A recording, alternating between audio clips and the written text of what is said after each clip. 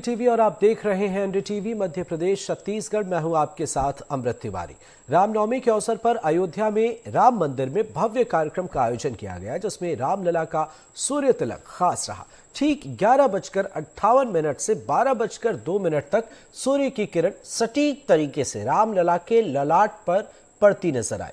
अयोध्या में एक खास तकनीक के जरिए सूर्य किरणों से रामलला का अभिषेक किया गया। इस बेहद खास तस्वीर को प्रधानमंत्री मोदी ने वर्चुअली देखा।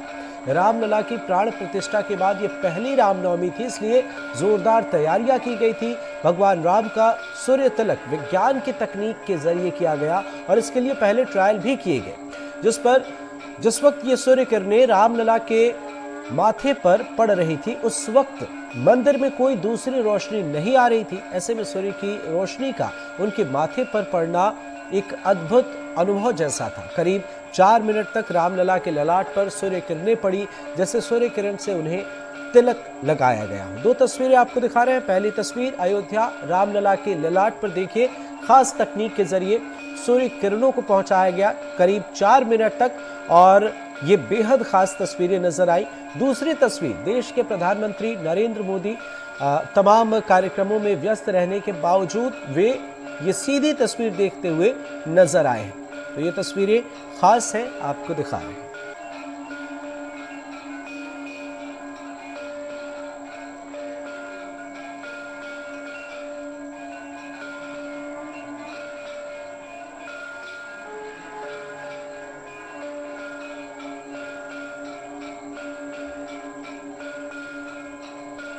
अयोध्या में भगवान राम की ललाट पर सूर्य की किरणें और सूर्य किरण से भगवान राम का एक अभिषेक और एक खास तस्वीर पूरे देश और पूरी दुनिया में देखने को मिला है। आज देश भर में रामनवमी का त्यौहार पूरे उत्साह और आस्था के साथ मनाया गया। मध्य प्रदेश और छत्तीसगढ़ में भी लोग मर्यादा पुरुषोत्तम की भक्ति में लीन नजर आए। हम आपको 6 तस्वीरें दिखा रहे हैं। सबसे पहली तस्वीर बालाघाट की, जहां सीएम मोहन यादव ने राम पायली मंदिर में महिलाओं के साथ भजन कीर्तन किया। दूसरी तस्वीर अयोध्या में रामलला के मंदिर में, जहां भगवान राम को सूर्य तिलक के साथ 56 भोग परोसे गए। तीसरी तस्वीर पन्ना की है, जहां भक्तों ने बुंदेली लमटेरा गाए और साथ ही ढोलक की थाप पर थिरकते नजर आए। इस मौके पर पन्ना राजघराने के महाराज छत्रसाल जूदेव द्वितीय अपने परिवार के साथ शामिल हुए। चौथी तस्वीर इंदौर की है, जहां रामनवमी के मौके पर रघुवंशी समाज ने भव्य शोभा यात्रा निकाली। 5वीं तस्वीर देवास की, जहां रियासतकालीन जवेरी श्री राम मंदिर में भगवान रामलला की भव्य आरती का आयोजन हुआ, जिसमें हजारों की संख्या में श्रद्धालु मौजूद रहे। और छठी आखिरी तस्वीर आपको जैन की दिखा रहे हैं, जहां महाकाल मंदिर के सभा मंडप में मौजूद प्राचीन श्री राम मंदिर में श्री राम जन्मोत्सव का पर्व धूमधाम से मनाया गया। इस दौरान बड़ी तादाद में भक्त मौजूद रहे। ये 6 तस्वीरें बेहद खास।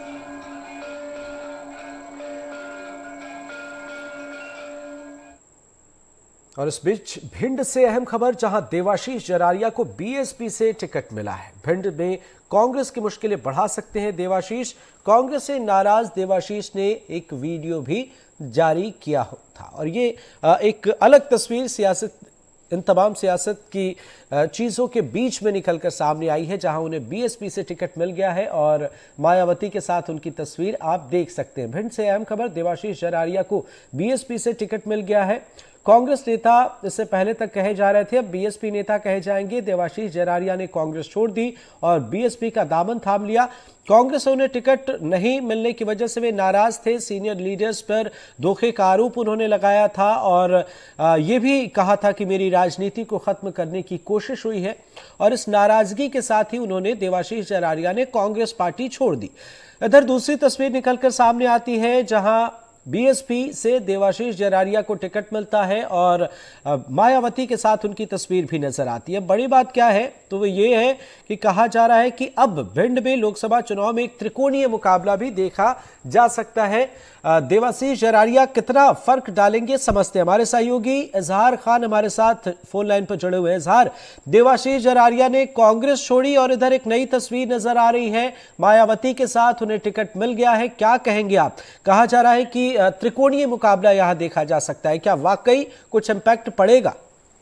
बिल्कुल, देखिए अब कहीं ना कहीं जो भिंड लोकसभा है उसमें त्रिकोणीय मुकाबला हो जाएगा। कांग्रेस और बीजेपी के बाद अब बहुजन समाजवादी पार्टी की भी इस लोकसभा सीट में एंट्री हो चुकी है।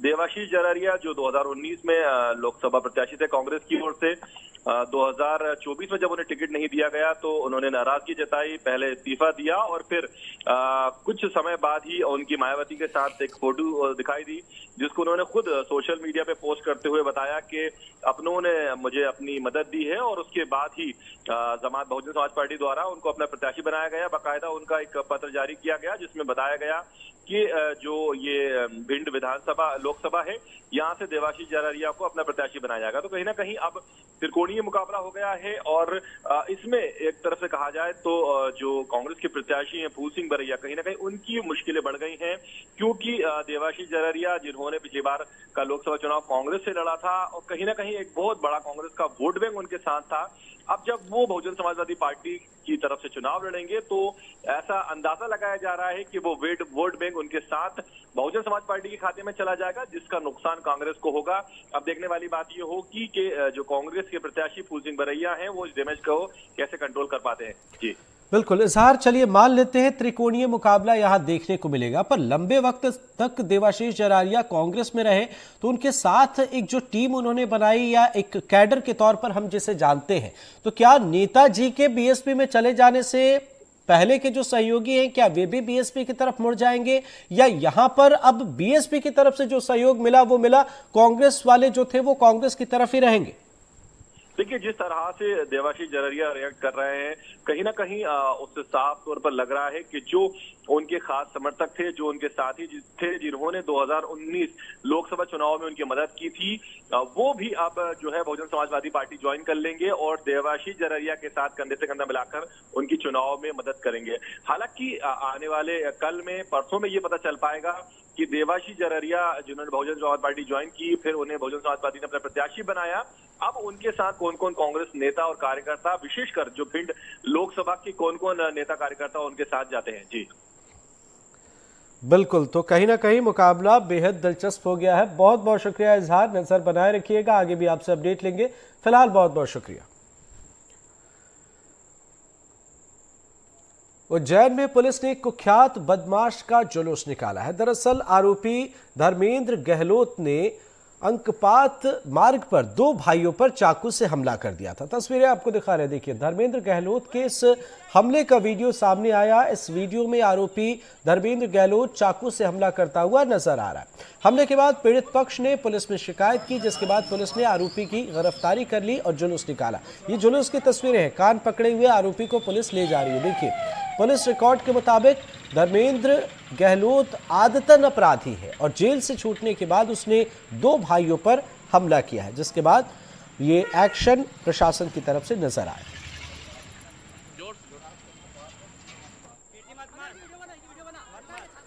इंस्टाग्राम पर एक शख्स से दोस्ती करना ग्वालियर की एक युवती को बहुत भारी पड़ा। युवती का आरोप है कि नीरज नाम के शख्स ने उसकी सोशल मीडिया साइट इंस्टाग्राम पर दोस्ती हुई थी। उसके बाद आरोपी ने उसे बहलाकर उसके अश्लील फोटो और वीडियो ले लिए और इसके बाद वो युवती पर शादी का दबाव बनाने लगा। जब युवती ने शादी से इनकार किया तो आरोपी ने युवती के फोटो और वीडियो वायरल कर दिए, जिसके बाद पीड़िता ने ग्वालियर एसपी के पास पहुंचकर मामले की शिकायत की। युवती की शिकायत के बाद साइबर सेल और क्राइम ब्रांच की टीम मामले में जांच कर रही है। तो मैंने उससे फिर इंस्टाग्राम पे बात की थी। इंस्टाग्राम पे बात करने के बाद कुछ दिन मैंने अच्छे बात की थी, उसने भी मेरे से अच्छे बात की थी और फिर मेरे से फ़ोटो वगैरह मांग रहा था और वीडियो कॉलिंग भी की थी। कह रहा था मेरे से खराब वीडियो कॉलिंग करो, नहीं तो तुम्हारे घर वालों को मार दूंगा, तुम्हें मार दूंगा, और क्या कहते हैं नहीं करी तो तुम्हारे घर वालों को छोड़ूंगा नहीं, और तुम मुझसे ही शादी करोगी, किसी से नहीं करोगी। इसलिए उसने मेरे फ़ोटो भी डाल दिए इंस्टाग्राम पे। कोई सुनवाई नहीं हुई है उसकी। आज जो है यहाँ कार्यालय में युवती द्वारा सुमन बाल युवती द्वारा इंस्टाग्राम पर एक ब्लैकमेल करने के संबंध में आवेदन पत्र दिया है। तो इस संबंध में साइबर टीम और क्राइम ब्रांच को निर्देशित किया गया है कि इसमें जांच कर और अग्रिम कार्रवाई की जाए।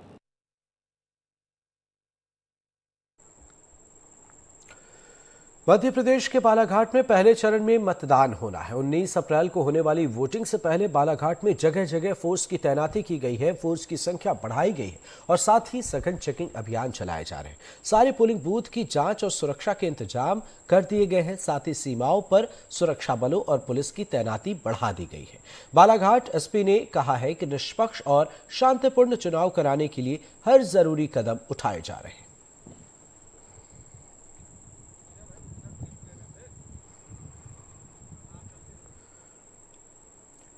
भोपाल में जीआरपी की सतर्कता से एक महिला की जान बची। दरअसल महिला चलती ट्रेन में सवार होना चाह रही थी, लेकिन महिला ट्रेन से फिसलने लगी। तभी वहां खड़ी एक महिला आरक्षक ने दौड़ लगाई और महिला को संभाल लिया। इस दौरान कुछ और भी लोग वहां आ जाते हैं और महिला को बचा लेते हैं। इस घटना का सीसीटीवी वीडियो सामने आया है, देखिए। भोपाल की तस्वीर।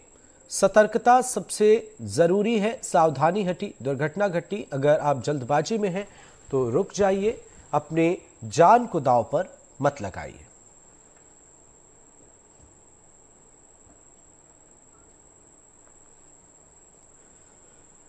क्या आप भी गर्मी से राहत पाने के लिए कोल्ड ड्रिंक पीना पसंद करते हैं? तो ये खबर आपके लिए है। अंबिकापुर में भीड़ भाड़ वाले इलाके में इन दिनों एक्सपायर्ड कोल्ड ड्रिंक बेचने का आरोप लग रहा है। ऐसा ही एक मामला सामने आया है अंबिकापुर बस अड्डे से, जहां कुछ होटल वालों पर मुनाफे के लालच में एक्सपायर्ड कोल्ड ड्रिंक बेचने का आरोप है। बस स्टैंड पर ऑटो चलाने वाले लोगों ने जब वहां से कोल्ड ड्रिंक खरीदी तो एक्सपायर्ड निकली और उसमें गंदगी भी निकली। इस शिकायत पर फूड इंस्पेक्टर ने कोल्ड ड्रिंक का सैंपल लिया और साथ ही दुकान में रखे स्टॉक की जांच की और साथ ही उसे जांच के लिए भी भेजा गया। दरअसल बस अड्डे पर जल्दबाजी की वजह से लोग कोल्ड ड्रिंक की एक्सपायरी चेक नहीं करते हैं। ऐसे में हम सभी को सतर्क रहने की जरूरत है। न सिर्फ बस स्टैंड पर, रेलवे स्टेशन पर, बल्कि जहां भी आप कोई सामान खरीदते हैं तो वहां पर उस सामान पर एक्सपायरी डेट, मैन्युफैक्चर डेट, सारी चीजें देखें और जल्दबाजी न दिखाएं। चीजें बेहतर खरीदें, अपने स्वास्थ्य के साथ लापरवाही न करें।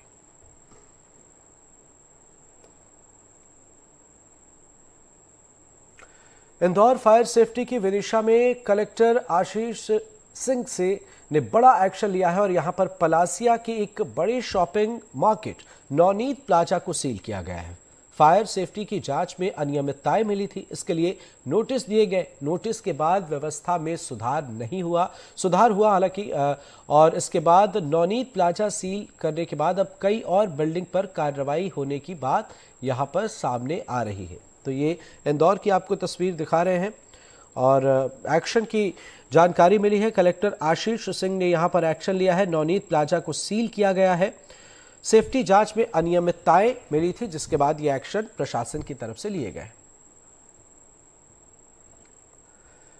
खबर रीवा से, जहां लोकसभा चुनाव को लेकर प्रशासन फुल एक्शन मोड में है। ऐसे में रीवा कलेक्टर प्रतिभा पाल ने कार्रवाई को लेकर जानकारी देते हुए बताया कि जनवरी से अब तक जिले में 47 लोगों को जिला बदर किया गया है और 5000 से ज्यादा प्रतिबंधात्मक कार्रवाई की गई है। लोकसभा चुनाव से पहले प्रशासन पूरी एहतियात बरतने में जुटा है, जिससे मतदान के वक्त किसी तरह की परेशानी न हो। इसके लिए कलेक्टर द्वारा आश्वासन भी दिए गए कि चुनाव में किसी भी तरह की कोई गड़बड़ी नहीं होगी।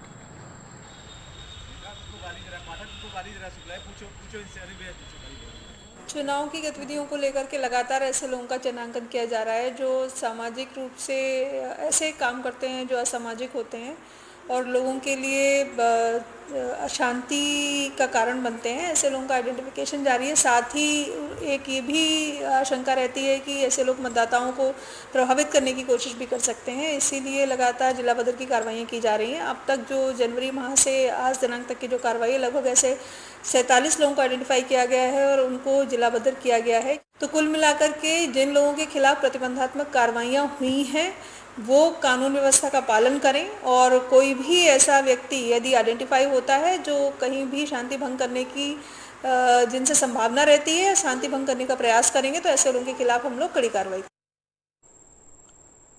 टीकमगढ़ जिले के दिगौड़ा थाना क्षेत्र में हुए हत्याकांड का पुलिस ने खुलासा किया है। पुलिस ने 31 साल के सुशील यादव की हत्या के आरोप में उसके मामा के बेटे और मृतक की पत्नी को गिरफ्तार किया है। पुलिस जांच में पता चला है कि प्रेम प्रसंग के चलते आरोपी ब्रजेंद्र ने सुशील की हत्या की थी। रविवार को टीकमगढ़ झांसी हाईवे रोड पर नाले में सुशील यादव की डेड बॉडी मिली थी। मृतक के परिजनों ने उसकी हत्या की संभावना जताई थी। उनकी आशंका जताए जाने के बाद पुलिस ने अज्ञात आरोपियों के खिलाफ हत्या का मामला दर्ज किया और पुलिस जांच शुरू की गई। मामले का खुलासा हुआ है। पुलिस पूछताछ में पता चला कि आरोपी ने सुशील यादव को पहले शराब पिलाई, फिर हथौड़े से सिर पर कई दफा वार किए और उसकी हत्या कर दी। इस बार का दिगोड़ा थाना अंतर्गत टूनौल हार में एक डेड बॉडी मिली थी जो सुनील यादव की थी। उसके संबंध में पुलिस ने खुलासा किया है। इसके ही रिश्ते का भाई जो है वो और मृतक की पत्नी दोनों प्रकरण में आरोपी हैं और उसी संबंध में खुलासा रखा गया। दोनों को गिरफ्तार करके न्यायालय में पेश किया जाएगा। आरोपी द्वारा मृतक के सर में पत्थर और हथौड़े से वार करके उसकी हत्या की गई और उसको टूनौल नाले में डाल दिया गया था। और पुलिस ने इसका खुलासा साइबर की मदद से, FSL की मदद से और मुखबिर की सूचनाओं के आधार पर पूछताछ की उससे प्राप्त की है।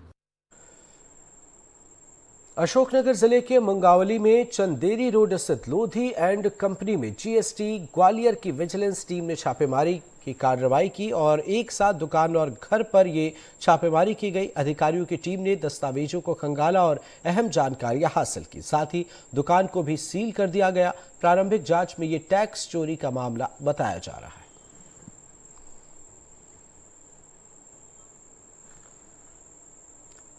धार भोजशाला में 27वें दिन का ASI का सर्वे का काम खत्म हो गया, जिसके बाद हिंदू पक्षकार के गोपाल शर्मा ने कहा कि भोजशाला के गर्भगृह उत्तर और दक्षिण दिशा में सर्वे हुआ।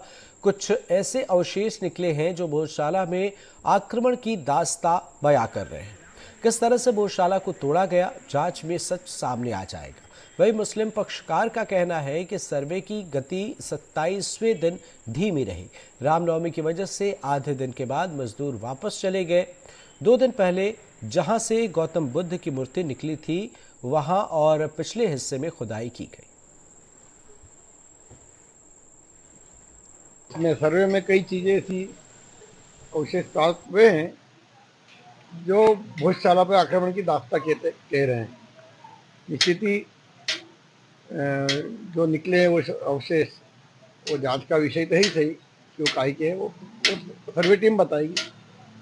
लेकिन उन अवशेषों से पता पड़ता है कि भोजशाला पर जो आक्रांतों ने आक्रमण किए थे उसके परिणाम स्वरूप जो भी भोजशाला पे की जो हम कथाएं सुनते हैं कि जिस प्रकार भोजशाला आक्रमण में किस प्रकार भोजशाला तोड़ा गया, उसके अवशेष सामने निकले हैं और सर्वे में सब सच सामने आने वाला है। इसीलिए सर्वे का अपन ने आवेदन भी लगाया और आने वाले समय में जब भी पूरी जांच होगी तो और अवशेष निकलेंगे और ये भोजशाला सिद्ध होगी। जो सर्वे डेली रूटीन में उनका जो चला आ रहा है, पीछे की तरफ जो लेवलिंग कर रहे हैं और खुदाई चल रही है पीछे की तरफ लेवलिंग के नाम से, वो आज उन्होंने जारी रखी। और अंदर मॉन्यूमेंट में उल्टे हाथ की तरफ जो जिसमें से परसों एक मूर्ति निकली थी गौतम बुद्ध जी की, उसमें भी आज उन्होंने कुछ खुदाई की है। लेकिन आज इस तरह का कुछ चीज़ पाई नहीं गई और चूँकि आज रामनवमी का त्यौहार था तो लेबर आधे दिन बाद लेबर भी चली गई, तो उस हिसाब से आज बहुत स्लो गति से सर्वे का कार्य चला। और इस टाइम तक उन्होंने जो उनके निशानात थे और जो नंबरिंग वगैरह थी वो उन्होंने अंदर टीम ने की, बाकी लेबर आज जल्दी चली गई थी। उस कारण से सर्वे आज डिले चला, आराम से चला, अपनी गति थोड़ी कम हुई उसकी। इंदौर में बदलते मौसम के मिजाज ने लोगों को बेचैन कर दिया है। बढ़ता तापमान और चिलचिलाती धूप से लोगों को परेशानियों का सामना करना पड़ रहा है। ऐसे में आम लोगों के साथ ही वन्य प्राणियों के लिए भी ये मौसम काफी परेशानी भरा साबित हो रहा है और इसे देखते हुए प्राणी संग्रहालय में वन्य प्राणियों के लिए ठंडक की व्यवस्था की जा रही। साथ ही मौसम को देखते हुए सभी वन्य प्राणियों के खाने में भी बदलाव किया गया।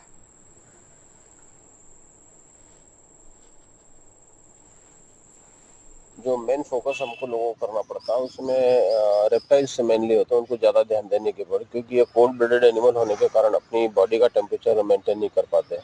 तो इसलिए इनको आर्टिफिशियल एनवायरनमेंट हम लोगों को क्रिएट करना पड़ता है जिसमें ह्यूमिडिटी और टेम्परेचर थोड़ा सा डाउन रखना पड़ता है, और क्योंकि अपनी बॉडी का टेम्परेचर मेंटेन न करने के कारण हम लोगों को इस तरह की व्यवस्था करना पड़ती है। इसमें स्नैक हाउस के अलावा हमारे जो टर्टल है, टॉर्टोइज के लिए इस तरह की व्यवस्था करना पड़ती है। बाकी जो दूसरे एनिमल्स हैं, जैसे कि अगर बिग कैट की बात की जाए तो टाइगर के लिए वाटर की जरूरत बहुत पड़ती है, उसको नहाने का बड़ा शौक होता है, तो उसके लिए वाटर बॉडी का हम लोग व्यवस्था करी, साथ ही साथ स्प्रिंकलर भी लगा रखे हैं जो दिन भर चलते रहते हैं। इससे दो फायदे होते हैं कि एक तो ग्रीनरी मेंटेन रहती है इनक्लोजर के अंदर, दूसरा क्या नमी भी मेंटेन रहती है, और पेड़ पौधे पानी के कारण हरे भरे हो जाते हैं तो काफी टेम्परेचर डाउन हो जाता है, तो इससे उनको एक अच्छा हेल्दी एटमॉस्फेयर उनको मिल जाता है। इंदौर जिला प्रशासन ने नियमों के विरुद्ध संचालित हो रहे पब पर कार्रवाई कर उन्हें सील कर दिया है। नगर निगम, पुलिस विभाग और फायर सेफ्टी ने संयुक्त कार्रवाई की। जिले में कलेक्टर के निर्देश पर नक्शे के विपरीत और फायर सेफ्टी प्रोटोकॉल का पालन न करने वाले भवनों पर एक्शन लिया गया।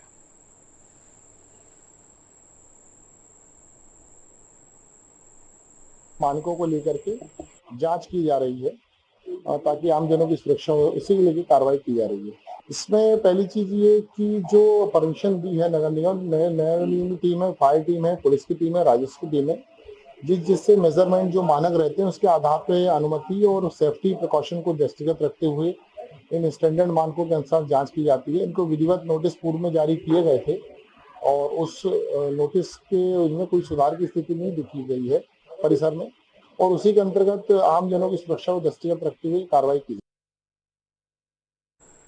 रीवा जिले के सेमरिया थाने में पदस्थ एएसआई पीएन सतनामी को लाइन हाजिर किया गया। दरअसल सतनामी सोशल मीडिया के माध्यम से भारतीय जनता पार्टी के लिए प्रत्याशी के लिए वोट देने की खुलेआम अपील कर रहे थे। सरकारी कर्मचारी का इस तरीके से प्रचार करना साफ तौर से आदर्श आचार संहिता का उल्लंघन माना जाता है।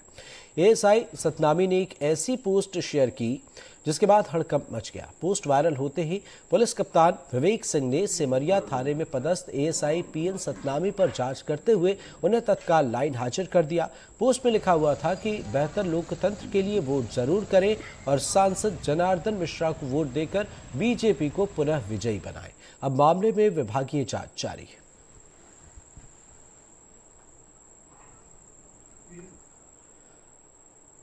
इंदौर कलेक्टर आशीष सिंह के निर्देश पर जन सुरक्षा के प्रति लापरवाही बरतने वाले व्यापारिक संस्थानों पर लगातार जांच जारी है। इंदौर के विजयनगर के पास मंगल सिटी मॉल के निरीक्षण के लिए एसडीएम सहित जिला प्रशासन की राजस्व टीम, नगर निगम की टीम और पुलिस पहुंची। मौके पर फायर सेफ्टी प्रोटोकॉल नियम और अन्य जरूरी नियमों का पालन न करने पर स्काई हाउस बार रेस्टोरेंट और म्यूनिसिपल लाउंज बार रेस्टोरेंट पर एक्शन लिया गया और इन्हें सील कर दिया गया।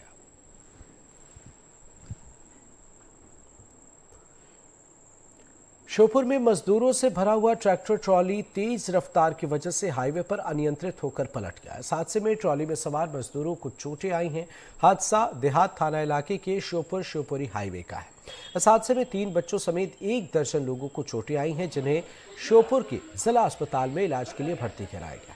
बताया जा रहा है कि घायल मजदूर सिसईपुरा इलाके के हैं, जो राजस्थान में मजदूरी करने जा रहे थे और गेहूं की फसल की कटाई करके मजदूर वापस अपने गांव लौट रहे थे, लेकिन रास्ते में ही हादसे का शिकार हो गए। राहगीरों की मदद से पुलिस ने सभी घायलों को इलाज के लिए श्योपुर जिला अस्पताल पहुंचाया, जहां 3 लोगों की हालत गंभीर है।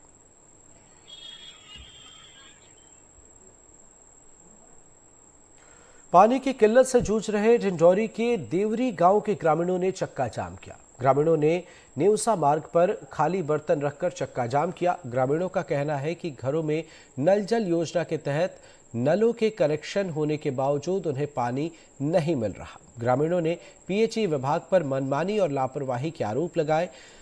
अधिकारियों की उनके समझाने के बाद ग्रामीणों का गुस्सा शांत हो पाया है।